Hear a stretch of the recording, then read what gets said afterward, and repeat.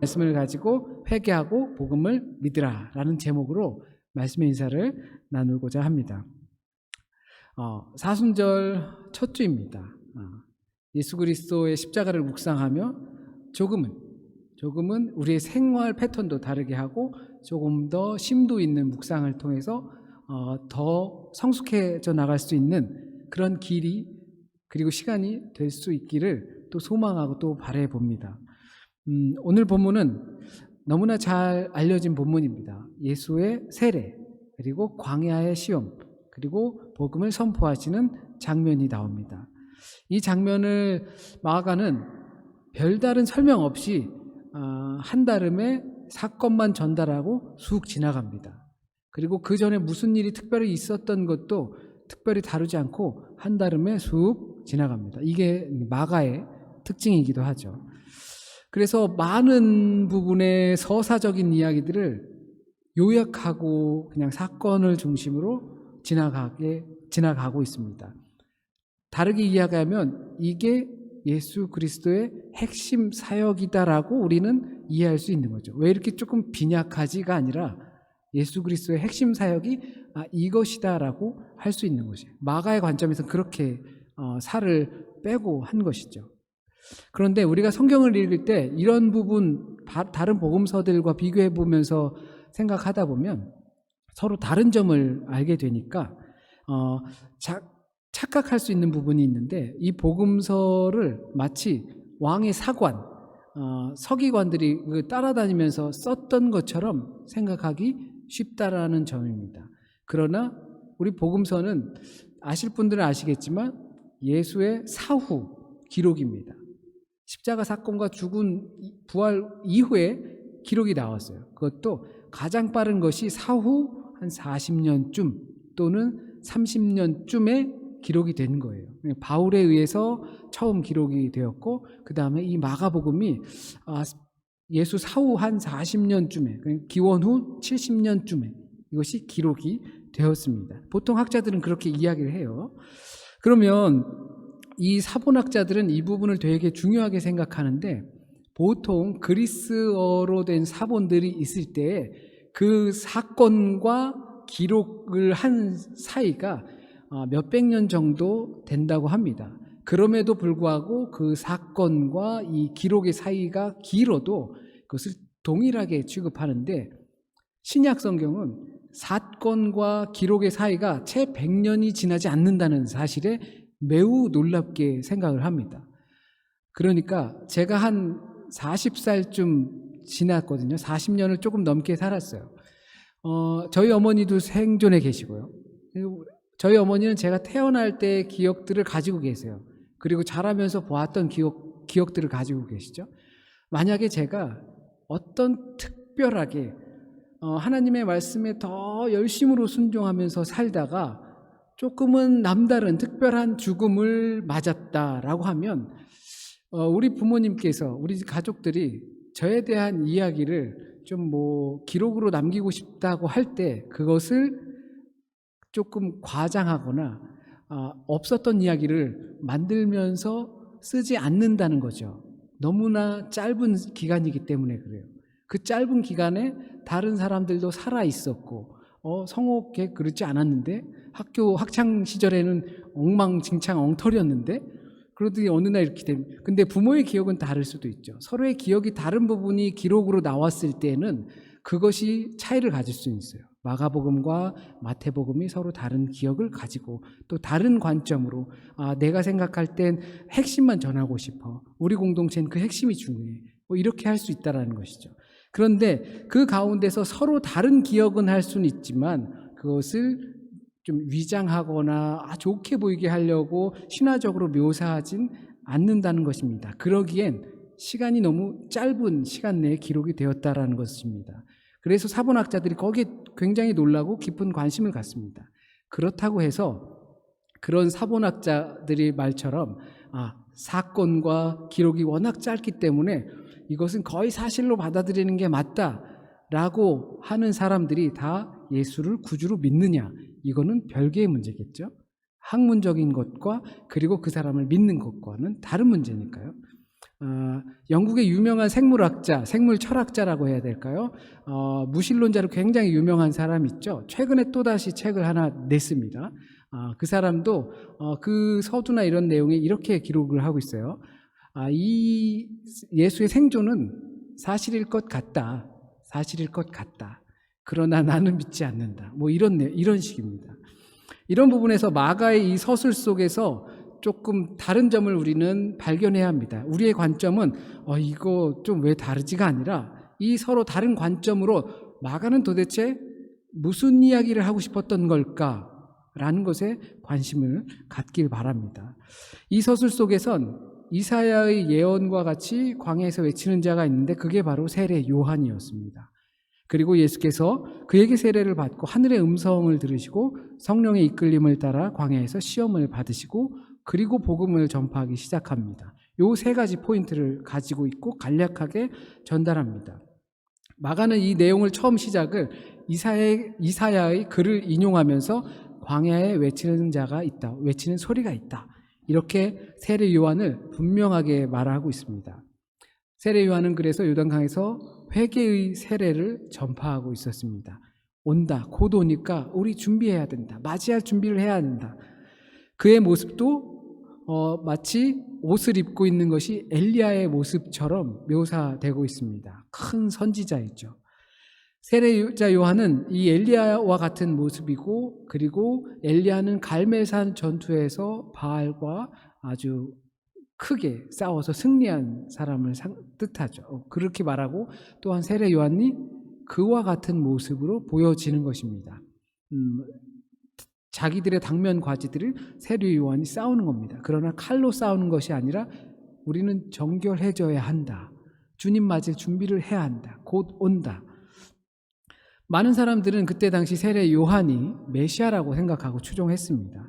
그러나 그 가운데서 예수와 요한이 만남으로 인해서 참 메시아, 곧 하나님의 아들이 누구인지를 알게 하는 사건이 발생하는 것입니다.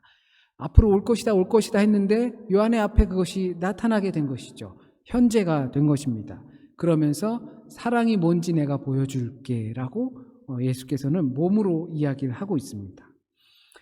이 세례의 본문은 우리 모두에게 익숙한 본문입니다. 여기서 우리가 주목해 볼 만한 것은 하늘의 갈라짐입니다. 하늘이 찢어졌다라고 표현하고 있습니다. 우린 이미 잘 알고 있어요. 하늘은 대기 중이에요. 고체가 아니에요. 갈라질 수 없고 문자 그대로 그것을 받아들일 수 없다는 것입니다. 그런데 왜 그렇게 하늘이 갈라졌다, 찢어졌다라고 표현을 했는지 우리는 이해를 한다면 그 본문이 더 잘 다가옵니다. 하늘이 열렸다라는 뜻인데요. 그렇다면 하늘이 열리면 무슨 일이 생길까요? 하늘이 열리면 구약에선 심판이 이루어졌습니다. 물이 쏟아져서 노아의 홍수로 인해서 사람들이 심판을 당하게 되었습니다. 그것이 하늘이 열리면 나타나는 현상이었어요. 왜냐하면 하나님께서 말씀으로 윗물은 윗물로 가고 아랫물은 아랫물로 가라고 조화롭게 이루셨거든요. 그런데 그 하늘이 열려 심판으로 땅을 심판하셨던 겁니다. 그런데 이번에는 달라요. 하늘이 열렸을 때, 그 하늘이 갈라졌을 때 하늘과 땅과의 경계가 허물어졌습니다. 마가복음 15장 38절에선 예수 십자가 사건으로 인해서 성소와 지성소에 있었던 휘장이 찢어졌다. 같은 단어거든요. 예수께서 세례를 받으실 때 찢어졌어요. 휘장이 찢어지듯이. 그러면서 하늘에서 음성이 들렸던 것이죠. 이제 소통하는 통로가 생겼던 것입니다. 더 이상 하늘과 땅의 경계가 예수 그리스도를 통해서 없어지게 된 사실을 거기에 초점을 맞추고 있는 것입니다. 더 이상 경계가 없는 것입니다. 당시에 이스라엘은 선지자가 없었어요.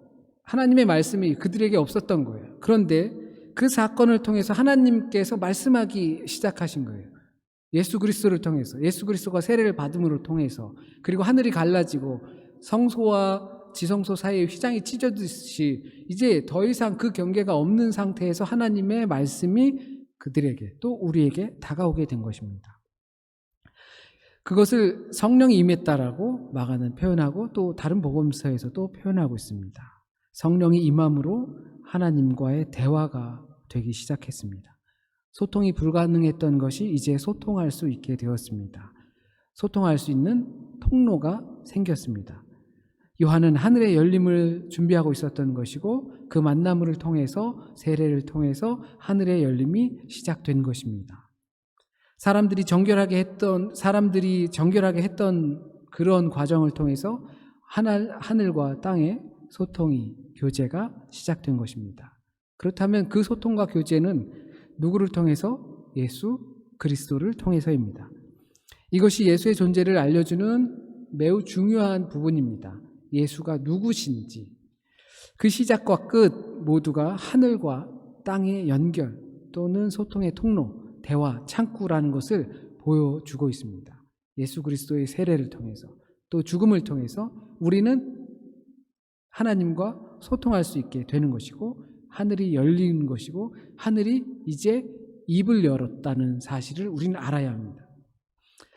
그렇다면 그것이 언제 열릴까요? 언제 가능할까요? 물론 하늘이 열고 싶을 때겠죠.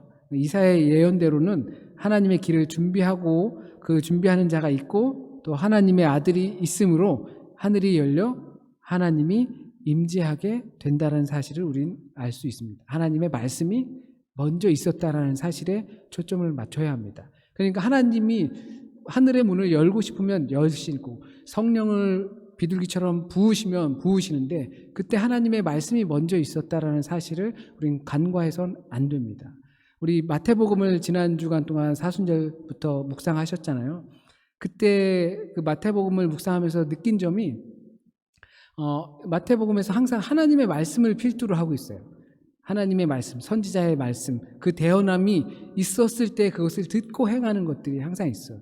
다윗의 모습을 느끼잖아요. 하나님에게 묻고 하나님의 말씀을 통해서 움직이고 서고. 우리에게서 하나님의 소통함이 있을 때는 바로 이와 같은 하나님의 임재가 하나님의 말씀을 통해서 나타난다는 것을 꼭 기억하시기 바랍니다. 자, 하늘의 소리를 통해서 예수 안에 있던 그 본성이 이제 선포되는 것입니다. 예수가 누구인지. 예수는 하나님의 사랑하는 아들이고 하나님께서 기뻐하시는 자입니다. 성령이 비둘기같이 임할 때 예수께서 하나님의 그 음성을 들은 것이기도 하고 또한 거기 있던 사람들도 그것을 깨달은 것이기도 합니다. 학자들은 마태복음에서는 이는 내 사랑하는 아들이다 했을 때 이는이라고 하는 말은 너희들 잘 들어, 이 사람은 하나님의 아들이야, 내 아들이야 라고 할 때 이 사람은, 근데 여기서 너는 라고 할 때는 예수님을 상대로 하고 있는 거죠.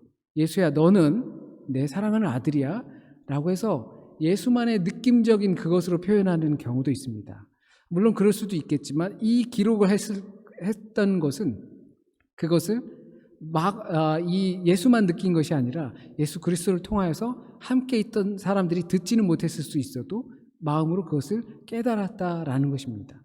세례 요한이 메시아인 줄 알고 추종했지만 하나님의 말씀이 있는 그 자리에서 만났을 때 사건이 발생하고 그것을 깨닫게 된 것이죠.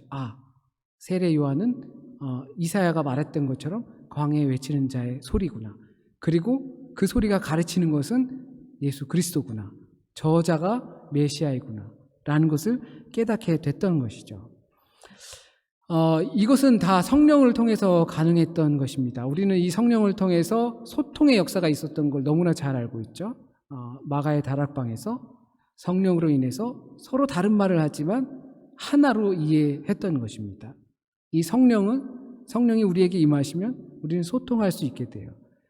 사람의 뜻을 이해할 수 있지만 더 깊이는 하나님의 뜻을 이해할 수 있게 돼요.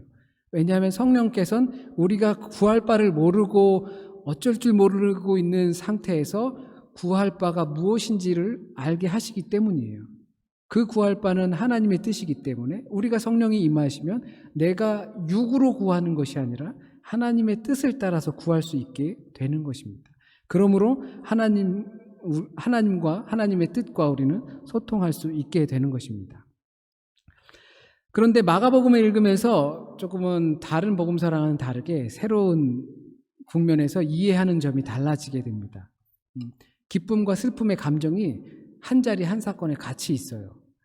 너는 내 사랑하는 아들이다. 내가 너를 기뻐하노라 라고 하늘의 음성을 들은 예수께서 곧 이어서 바로 성령의 이끌림을 받아 광야에서 시험을 받게 되십니다.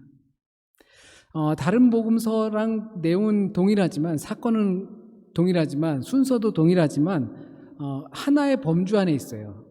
예수께서 세례를 받으시고 광야에 가서 시험을 받으시는 것. 너는 내 사랑하는 아들이다, 기뻐하는 자다. 그 음성을 들으시고 곧장 바로 광야에서 시험을 받으시는 것으로 표현합니다. 다른 복음서에서는 장도 구분되는 경우도 있지만 조금은 별개의 것처럼 나누어져 있는 것을 본문을 읽으면서 느끼게 되는데, 마가복음은 이것을 애누리 없이 한달음으로 달려가게 됩니다. 하늘이 열리고 하늘의 소통이 시작되고 광야에서 시험을 받는 겁니다. 그러나 우리 대부분의 시선은 어때요? 기뻐하노라. 내가 너를, 만약에 우리가 성령을 임재를 경험하고 하나님과 소통하고 하나님의 뜻과 소통하고 그 가운데서 기뻐하고 또 하나님께서 나를 기뻐하는 자라고 칭찬하고 계실 때 우리가 거기서 머무르기 딱 쉽잖아요. 마치 베드로가 예수의 변모 사건을 경험하면서 주님, 우리 여기에 집 짓고 삽시다. 내려가지 맙시다. 여기가 좋습니다. 라고 했던 것처럼 우리의 시선은 대부분 거기서 멈춘다는 거죠. 그런데 마가는 그것을 그렇게 구분하지 않았어요. 곧 성령의 이끌리심으로 광야에서 시험을 받았다라고 기록합니다.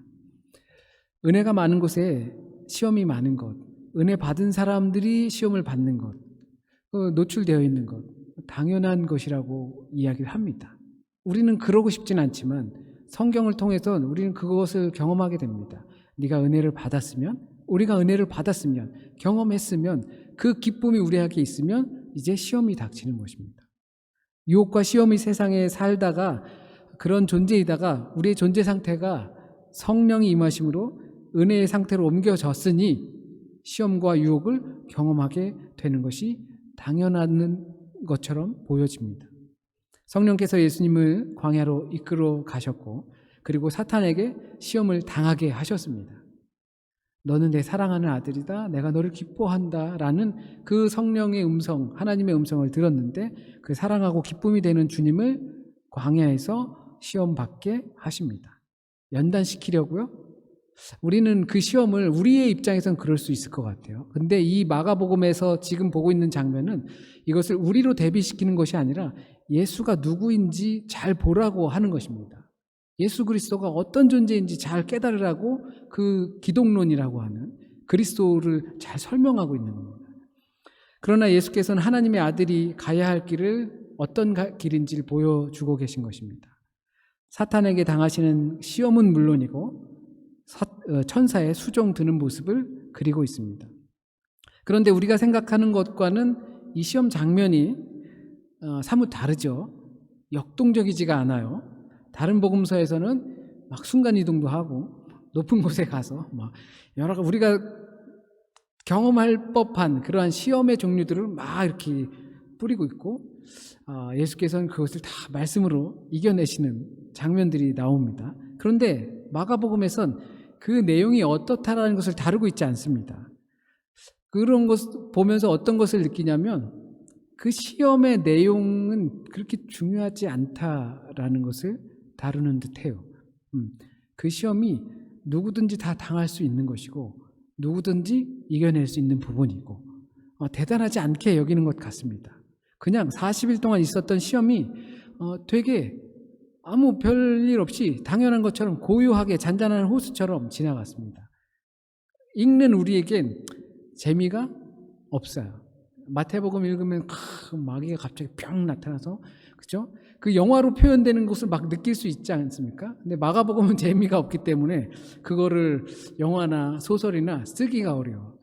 그런데 다른 표현이 나옵니다. 들짐승들과 함께 있었다. 그리고 천사들이 예수를 수종 들었다라고 간략하게 시험을, 유혹을 표현하고 있습니다. 마가복음에는 마태와 누가복음에서 나오지 않는 이 세 가지 유혹 대신 나오는 것이 들짐승이라는 표현입니다. 들짐승들과 함께 있었다. 인간들이 받을 수 있는 인간이라는 존재들이 받을 수 있는 모든 유혹의 상태를 바로 이 들짐승으로 표현한 것이 아닌가라는 생각이 듭니다. 광야의 짐승들. 그래서 예수 그리스도의 최후의 유혹인가 뭐 그런 게 있습니다. 최근에 침묵이라는 영화를 만들었던 감독이 만든 한 10년이 훨씬 지난 영화인데 그 가운데서 보면 예수께서 광야에서 시험을 당하실 때 금식하시며 하실 때 그때 막 들짐승들이 막 이렇게 다니는 거를 막 묘사했거든요.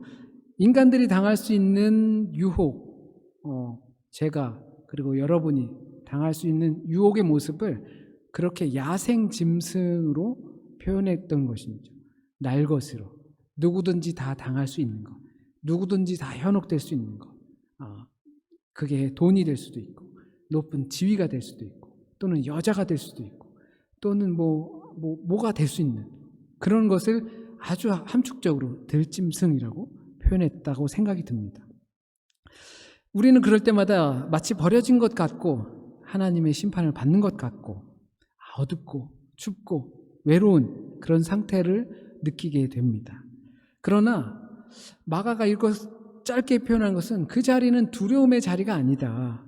시험과 그 상황이 중요하지 않고 거기에 유혹되지 않고 은혜에 집중하는 것을 이야기하는 것처럼 느낄 수가 있습니다.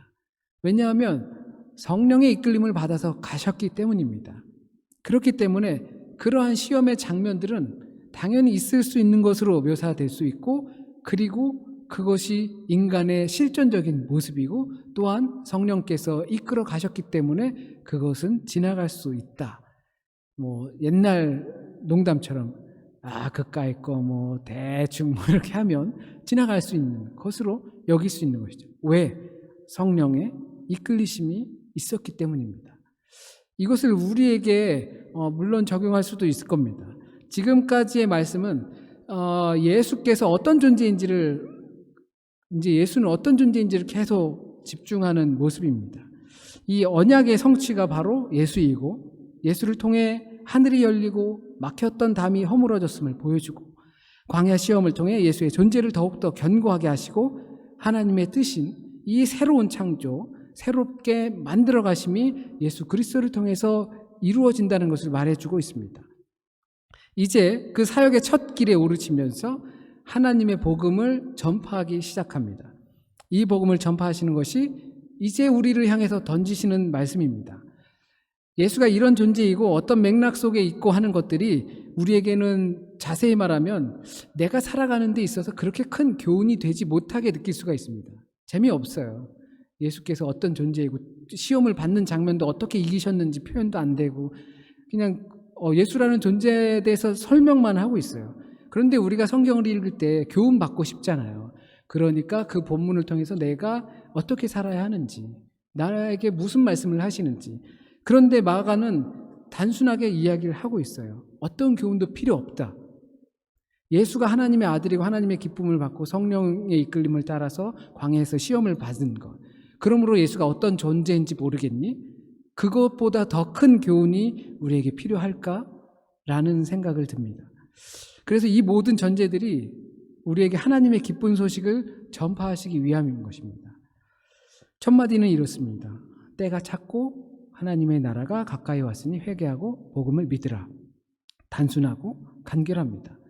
예수의 사역의 핵심입니다. 예수 사역의 모든 목적이 회개하고 복음을 믿으라에 있습니다. 이 사건 이후 예수께서는 사람들을 치유하고 병 고치고 귀신을 내쫓고 그리고 예루살렘에 들어가셔서 물론 가르치시고 그 다음에 십자가에 달려 돌아가시고 부활하실 때 이 모든 사역들의 핵심에는 회개하고 복음을 믿으라. 때가 되었다 라고 하는 것입니다. 병자를 고치고 거기에 핵심이 아니라는 거예요.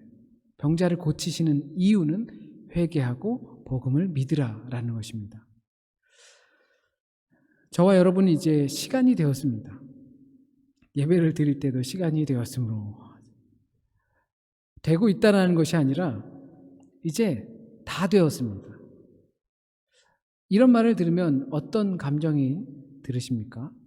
이제 연세 많으신 분들은 가족들에게 혹시라도 의사분들이 이제 시간이 되었습니다, 준비를 하시죠.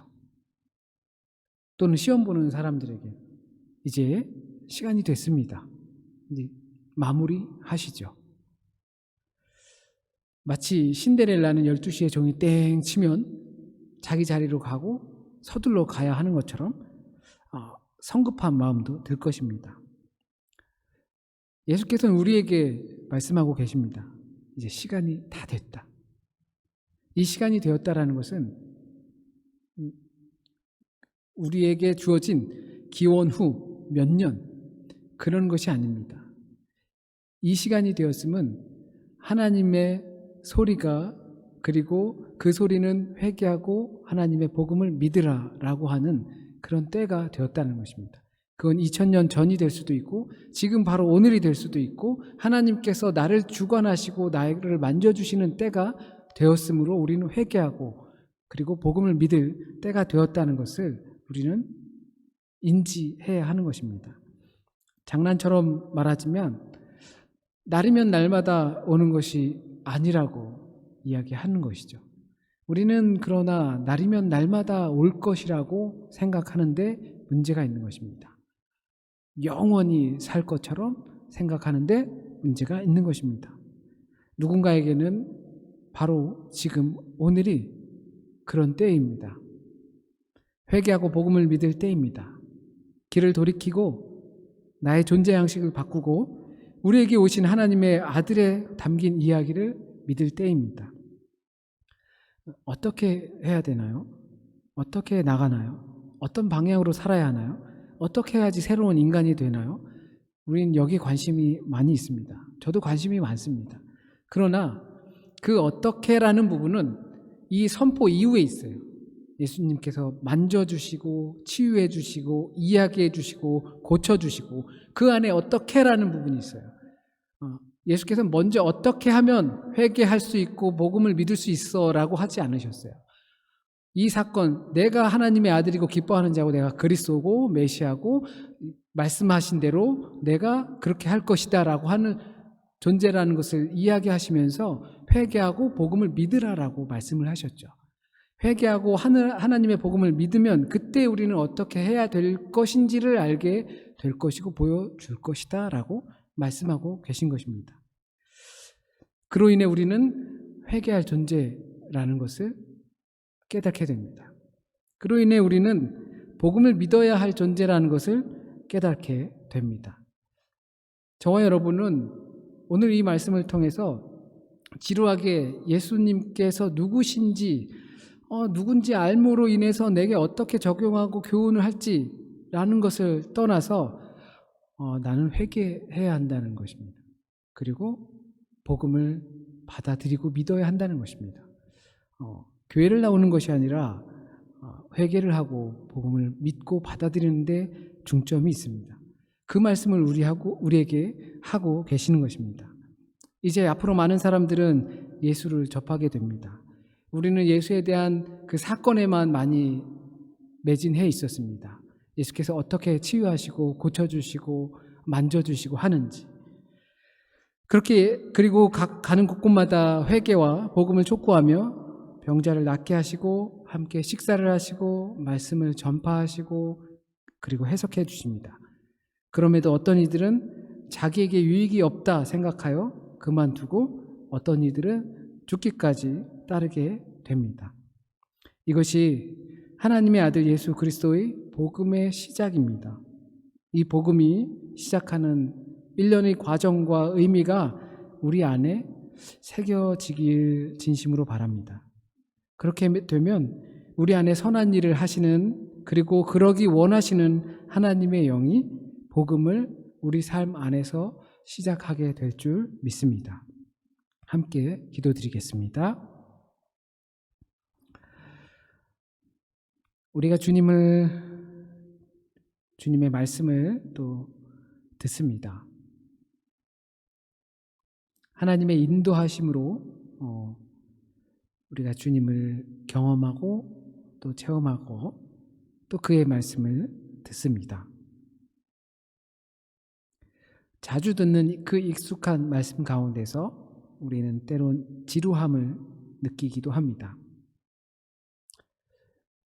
예수 그리스도가 어떤 존재인지 깨닫는 것이 과연 나에게 얼마나 큰 유익이 되는가 생각할 때도 있습니다.